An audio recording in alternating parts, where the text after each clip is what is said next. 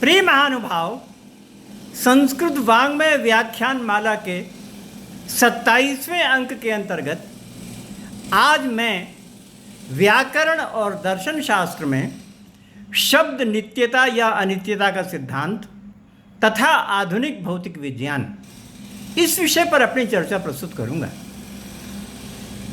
इसमें संदेह नहीं कि शब्द की नित्यता या अनित्यता के विषय में तथा शब्द के स्वरूप के विषय में भी दर्शन शास्त्र में, व्याकरण शास्त्र में बहुत व्यापक विचार हुआ है। हमें लगता है कि जिन विषयों पर सर्वाधिक व्यापक विचार हुआ है उनमें से एक यह विषय है। इतना होने पर भी इस विषय में बहुत मतभेद हैं। हर दर्शन शास्त्र, हर व्याकरण शास्त्र अपने मत को, मंतव्य को सही बताता है तथा अन्य मंतव्य को सही नहीं बताता, दोषपूर्ण बताता है। इस प्रकार से जो विभिन्न प्रकार के मतवाद हैं उनमें कोई भी मतवाद कभी भी मिल करके एक मत नहीं बना सके। जब से विचार विमर्श चल रहा है तब से विभिन्न प्रकार के दर्शन शास्त्र के विद्वान अपने अपने पक्ष में दृढ़ हैं और वो एक दूसरे के मत को स्वीकार नहीं करना चाहते। आधुनिक युग में ये जानना अथवा सोचना बहुत ज़रूरी हो जाता है कि दर्शन शास्त्र में शब्दों पर इतना अधिक विचार हुआ है, ये मोबाइल का कितना समीप है। आजकल हम लोग जो दिन रात मोबाइल चलाते हैं उस सिद्धांत से दर्शन शास्त्र का कौन सा सिद्धांत सर्वाधिक समीप है। इस पर चिंतन के पश्चात यदि मैं एक वाक्य में उत्तर दूं तो मुझे लगता है कि न्याय शास्त्र का सिद्धांत सर्वाधिक समीप है, क्योंकि न्याय शास्त्र में ध्वनि का स्वरूप, उसका अनित्य होना तथा उनकी तरंगें होना, तरंगे होने के पश्चात अन्य जगह का वर्णन है, ये सभी आधुनिक विज्ञान के अनुरूप है। मुझे कभी कभी ये लगता है कि अगर न्याय शास्त्र में शब्द सिद्धांत को छोड़ दिया जाए और अगर शब्द के निष्क्रिय मानने के सिद्धांत को छोड़ दिया जाए तो यह मोबाइल के सर्वाधिक समीप हो सकता है। मगर शब्द के निष्क्रिय होने के सिद्धांत को कैसे छोड़ें? शब्द तो गुण है और गुण के संबंध में पक्की धारणा है कि उसमें क्रिया होती ही नहीं, इसलिए ये सिद्धांत छोड़े नहीं जा सकता। तो ये बाधा है, ये समस्या है मोबाइल के समीप होने में। इस पर मैं विस्तार से किसी अन्य व्याख्यान में चर्चा करूंगा। यहाँ मैं आपके समक्ष आज ये चर्चा प्रस्तुत करने जा रहा हूँ कि शब्द की नित्यता या अनित्यता के संबंध में विभिन्न दर्शन के विद्वानों में क्या मतभेद है। तो मैं एक वाक्य में कहूँ कि बहुत मतभेद है। इतना ज़्यादा मतभेद है कि दोनों एक दूसरे की उसकी अंतर्गत जो छोटी बातें हैं उनको भी स्वीकार नहीं करते। और इसलिए आजकल का अध्ययन करने वाला जो अध्येता है वो भी इस विषय को लेकर के बहुत कंफ्यूजिंग है, बहुत ज़्यादा कंफ्यूज होता है। विद्वानों में अथवा अन्य प्रवचनों में या व्याख्यानों में अथवा लेखों में भी जो बातें प्रस्तुत की जाती हैं उसमें तत्काल ही किसी को अनित्य बता देते हैं, उसी को मान करके नित्य बता देते हैं, अथवा नित्य और अनित्य का यहाँ पर क्या संदर्भ है, क्या है, ये उसको स्पष्ट किए बिना कह देते हैं। क्योंकि एक दृष्टि से देखा जाए तो दोनों बातें हर जगह प्राप्त होती हैं। एक दृष्टि से अगर देखें तो लगता है कि ये ग्रंथ या ये शास्त्र ये भी कह रहा है और ये भी कह रहा है, नित्य भी कह रहा है, अनित्य भी कह रहा है। तो ऐसा तो कम से कम नहीं हो सकता है ना। एक ही शास्त्र विरोधी बातें तो नहीं कर सकता है ना। तो एक शास्त्र अगर नित्य कहता है और अगर एक शास्त्र वहीं पर अनित्य भी कहता है तो संदर्भ और तात्पर्य भिन्न भिन्न है। क्या संदर्भ और तात्पर्य भिन्न भिन्न है ये नहीं बताया जाता। अन्य दर्शन में जो नित्यता अनित्यता वाली बात आई वो दूसरे दर्शन से किस प्रकार भिन्न है अथवा किस प्रकार समीप है, ये भी नहीं बताया जाता है। आज मैं आपके समक्ष वैज्ञानिक रीति से इस बात को प्रस्तुत करने की चेष्टा करूंगा। वैसे तो ये बहुत व्यापक विषय है और बहुत ही चार्ट इत्यादि बना करके व्याख्या करने योग्य है, और हम उसका वर्णन करते भी हैं व्याख्यान के समय या पढ़ाते समय, परंतु यहाँ पर आपके समक्ष बहुत ही संक्षेप में अपनी बातें रखेंगे। हम ये देखते हैं कि जो नित्यता अनित्य वाली बात है उसको हम अनेक प्रकार से प्रस्तुत कर सकते हैं। नंबर 1, नित्यता दो प्रकार की ही होती है, दो प्रकार की ही हो सकती है। कौन कौन सी? नंबर 1 कूटस्थ नित्यता, नंबर 2 प्रवाह नित्यता। इन दो के अलावा किसी भी तरह की नित्यता नहीं हो सकती। कूटस्थ नित्यता का मतलब क्या है कि कोई वस्तु सदा सदा उसी रूप में बनी रहे।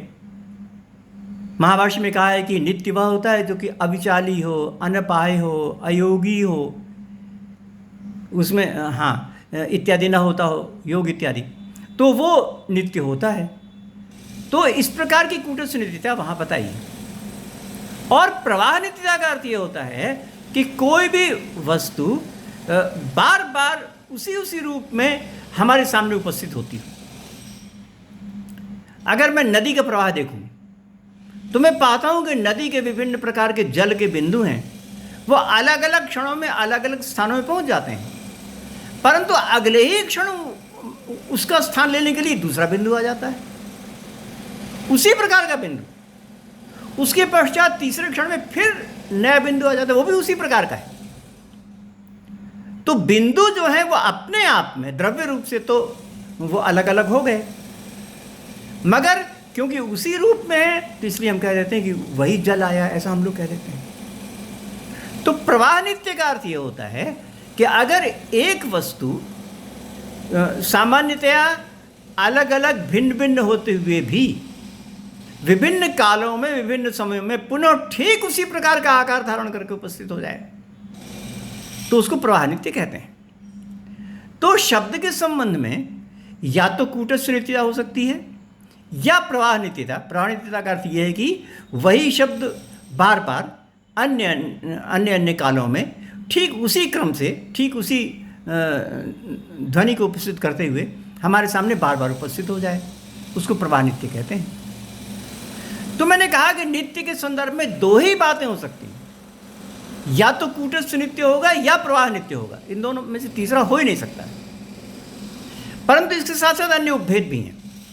उपभेद ये हैं कि जो कूटस्थ नित्य की बात कही गई है वो बाहरी दुनिया में कही गई कि आंतरिक दुनिया में कही गई। मतलब बाहरी दुनिया का मतलब मेरे शरीर से बाहर की जो दुनिया है, बाहर की दुनिया में कूटस्थ नित्य की बात कही जा रही है, या मेरे अंदर अंतःकरण में कूटस्थ नित्यता की बात कही जा रही है। इसी प्रकार प्रवाह नित्यता की बात जो है, प्रवाह नित्यता की बात वो बाहरी दुनिया में कही जा रही है या आंतरिक दुनिया में की जा रही है। ऐसा हो सकता है कि बाहरी दुनिया में वह अन्य प्रकार की हो और आंतरिक दुनिया में अन्य प्रकार की हो, ऐसा हो सकता है। इसलिए ये उपभेद बनाना जरूरी है। इसके पश्चात एक अन्य उपभेद बन सकता है, वो ये कि कूटस्थ नित्यता की जो बात आप कह रहे हैं वो वर्ण के संबंध में कह रहे हैं कि शब्द के संबंध में कह रहे हैं। अर्थात कूटस्थ नित्य एक अक्षर होता है, एक बात तो ये, अथवा कूटस्थ नित्य पूरा शब्द होता है, एक बात ये। तो मतभेद हो गए ना। कूटस्थ नित्य बाहरी दुनिया में वर्ण रूप अथवा शब्द रूप, कूटस्थ नित्य आंतरिक दुनिया में वर्ण रूप अथवा शब्द रूप। इसी प्रकार से प्रवाह नित्य बाहरी दुनिया में वर्ण रूप या शब्द रूप, ये इस प्रकार के विभाजन हो सकते हैं। और शब्द रूप में भी यह विभाजन हो सकता है कि आप कौन से शब्द की बात कह रहे हैं, संस्कृत शब्द की बात कह रहे हैं या प्राकृत शब्द की बात कह रहे हैं। तो उस संदर्भ में फिर से नित्यता अनित्यता में भिन्नता आ सकती है। तो ये 3-4 उपविभाजन हैं जिसके अंतर्गत हम नित्यता और अनित्यता की बात करते हैं। इस चार्ट को बनाने में, क्योंकि हम चार्ट के रूप में आपको अपना ब्लैक बोर्ड में प्रस्तुत नहीं कर रहे हैं, इसलिए असुविधा हो सकती है, परंतु स्थिति ये है, कभी अन्य समय में हम आपको विस्तार से चर्चा करेंगे। तो यहाँ पर हम आपको संक्षेप में बताना चाहते हैं कि कूटस्थ नित्य बाहरी दुनिया में और वर्ण रूप, ये तीन बातें हुई। कौन कौन सी? कूटस्थ नित्य बाहरी दुनिया में और वर्ण रूप। इस बात को मानने वाले मीमांसक हैं। मीमांसक कहते हैं कि बाहरी दुनिया में जो अक्षर है वो बाहरी दुनिया में नित्य होता है, आकाश में रहता है, नित्य होता है। तो आकाश में किस प्रकार रहता है वो? आकाश पूरा विभु है, तो उसमें रहने वाला जो शब्द है, नहीं, अक्षर है, वो भी विभु है। और अक्षर विभु इसलिए भी है क्योंकि एक अक्षर से दूसरे अक्षर का विभेद आकाश में नहीं किया जा सकता है। मेरी बात को ध्यान से सुने, बहुत गंभीर जैसी बातें हैं। कहते हैं कि जो अक्षर है ना, तो वह अक्षर जो होता है वो जगह तो घेरता नहीं। दुनिया में जितनी अन्य वस्तुएं हैं, द्रव्य इत्यादि, द्रव्य, वो जगह घेरते हैं, और यहां पर जो गुण है वो जगह घेरता नहीं। तो जब जगह घेरता नहीं है तो वो पहले का आया, उसके आगे खा आया, उसके आगे गा आया आकाश में, ऐसा तो हो ही नहीं सकता है। वो सब कुछ एक ही जगह पर है। यानी कहते हैं ना कि वर्ण आकाश में उपस्थित हैं। कौन से वर्ण? क्रम से नहीं, क्रम से बने कहां सकता है? क ख ग क्रम से तो लिखे नहीं जा सकते आकाश में। कोई पट्टी है क्या? कोई स्लेट है क्या जिसमें हम क ख ग को लिखते हैं अलग? तो क ख ग जो अक्षर है वो जगह घेरते नहीं है। जगह घेरने के कारण से एक दूसरे को स्पर्श नहीं करते, और उसके बाद अथवा उसके पहले नहीं लिखे जा सकते। इसलिए इस प्रकार का जो वर्ण होता है वो बाहरी दुनिया में नित्य होता है। अब इस प्रकार का शब्द तो हो ही नहीं सकता, क्योंकि शब्द का मतलब होता है अक्षर समूह। अक्षर समूह बनेगा कहां? जो जो जगह न घेरने वाले हैं उनमें वो अक्षर समूह बनेगा ही नहीं, असंभव है बिल्कुल से। इसी प्रकार से न्याय वाले कहते हैं कि गौ में गकार ओकार विसर्गा ये अक्षर हैं, ये नित्य होते हैं, शब्द तो हो नहीं सकते। तो ये एक बात हुई, नंबर एक कौन सी बात हुई? कूटस्थ नित्य बाहरी दुनिया में वर्ण रूप जो अक्षर होता है वो नित्य होता है, ऐसा मानने वाले मीमांसा। अब आगे दूसरे नंबर पर आते हैं। दूसरे नंबर पर कूटस्थ नित्य आंतरिक दुनिया में, कूटस्थ नित्य आंतरिक दुनिया में जाति स्फोट रूप जो शब्द है वो नित्य होता है। ऐसा मानने वाले कौन? व्याकरण वाले। व्याकरण वाले कहते हैं कि हम बाहरी दुनिया की बात नहीं कर रहे हैं, हम आंतरिक दुनिया की बात कर रहे हैं। आंतरिक दुनिया माने क्या? अंतःकरण में होने वाला है। और अंतःकरण में होने वाला भी कौन? जाति स्फोट। क्योंकि जो जाति स्फोट नहीं है वो तो अंतःकरण में भी नष्ट हो जाएगा। जब मैंने किसी अक्षर को याद किया, सुना, तब तक मुझे याद रहा, और जब मैंने उस अक्षर को मैं भूल गया, वर्ण को मैंने ध्यान नहीं किया, तो उस दशा में वृत्ति नहीं बनी, तो वो भी समाप्त हो गया। परंतु जाति रूप जो स्फोट है वो रहता है। तो कूटस्थ नित्य आंतरिक दुनिया में जाति स्फोट जो रूप है वो शब्द व्याकरण में कूटस्थ नित्य होता है। परंतु जो शब्द रूप बाहरी दुनिया में है ना, बाहरी दुनिया में वो अनित्य ही है। मैंने क्या कहा? व्याकरण में कूटस्थ नित्य जो जाति रूप शब्द आंतरिक दुनिया में वो नित्य है।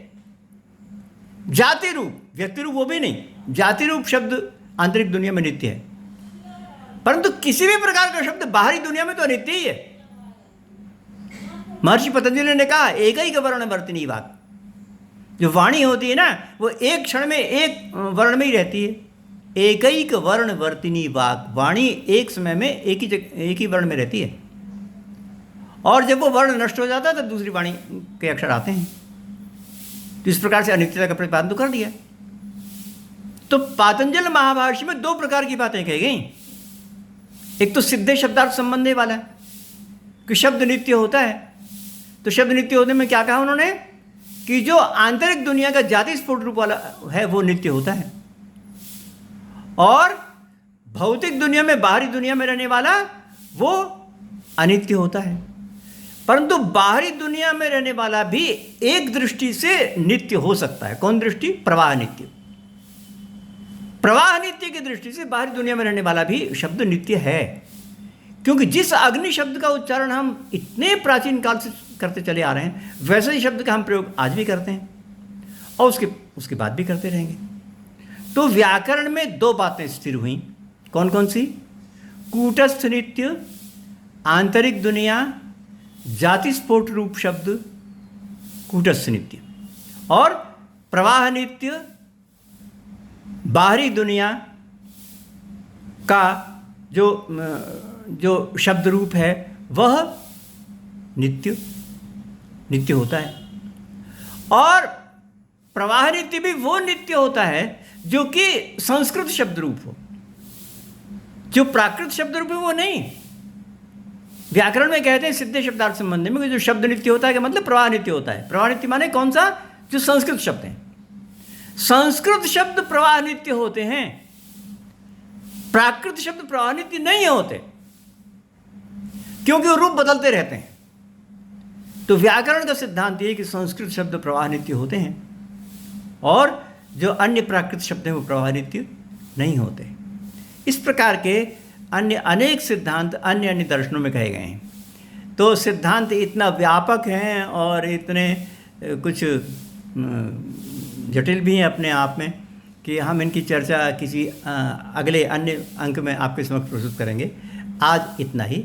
आपको धन्यवाद।